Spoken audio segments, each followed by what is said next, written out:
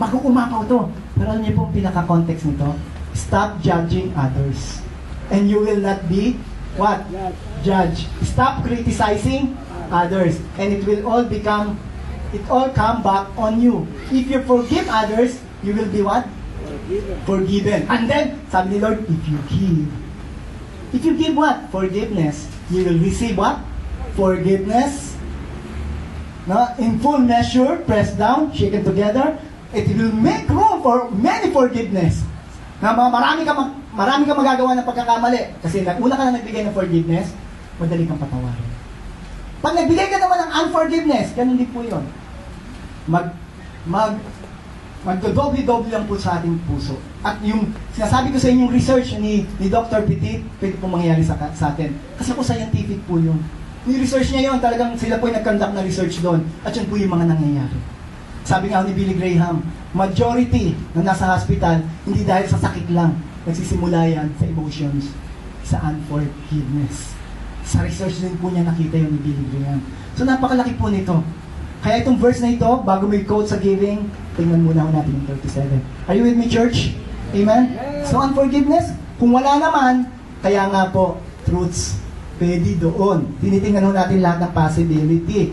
So, James talks about also forgiveness. Chapter 2 ng James, verse 12 and 13. So whenever you speak or whatever you do, remember that you will be judged by the law of Moses. No, the law of love. The law of the Lord Jesus Christ. The law that sets you free. For there will be no mercy for you if you have not been merciful to others. But if you have been merciful, then God's mercy toward you will win out over His judgment against you. Christian, nakausap po dito Christian. Amen? Tayo po dapat yung unang nagpapatawad.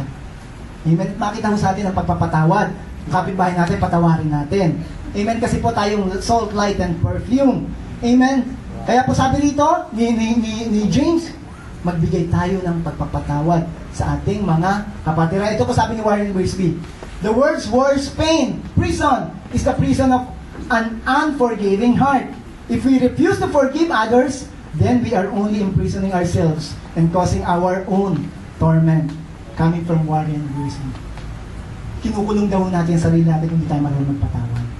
At yun ang nagiging cause ng maraming sakit sa ating katawan. Amen? Ang problema, ikaw galit na galit, hindi ka makatulog, walang repair na nangyayari sa buhay mo. Yung taong kinaasaran mo, ang sarap ng tulog. Amen? So, huwag kang palugi. Lugi ka pag hindi ka nagpapatawad. Sabi mo sa katabi mo, ikaw ang lugi niyan. Patawarin mo na ako. Sila pala magkatabi. Amen? James, sinunod doon. Another verse, chapter ni James 5:15 and 16. And the prayer offered in faith will make the what? The sick person well. Kaya here, we pray in faith para sa healing natin. Bakit po? Sabi sa Biblia, yung pinagpe-pray in faith ng healing ay gagaling. The Lord will raise him up.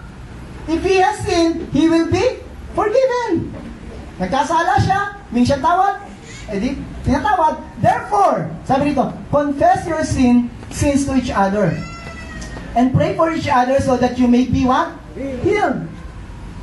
Ikaw ngayon, na nakasakit ka, humingi kang tawad. O ikaw naman na nasaktan, edi magpatawad ka. Yun po ibig sabihin ng confession eh. I'll name you, okay, pinagpatawad kita, o patawarin mo ko. And sabi ko rito, there will be healing. Unang-una healing ng relationship. Pero kapatid, yung nagpapatawad tsaka yung pinatawad, may healing din nangyayari sa lahat aspeto ng buhay niya eh. Are you with me, church? Amen. So, lahat naman, patawarin niyo po ako. Amen? Kung may nagawa akong kasalanan, o pinatawad ko rin po kayo. Ganun po gawin natin. Sabi nga may lumapit sa Panginoong Jesus, Lord, ilang beses pa ako magpapatawad? 7 beses ba? Perfect na yun, Lord? Sabi Lord, 70 times 7. Huwag niyo na pong kumuha ng calculator at 70 times 7 is, huwag na po, ibig sabihin ng Lord nun, hanggat may oras ka magpatawad ka. Amen? Are you with me, church? Amen. Patawarin mo na yung katabi mo. Amen? Praise God. Not all diseases are directly related to sin or unforgiveness. So, truth na naman po ito. Hindi dahil wala kang pinatawad, o hindi dahil nangihina ka, hindi dahil may ginawa kang kasalanan. Meron din po mga sickness sa Bible na sabi rito, it can display sickness can display the work of God and His glory. 2 verses.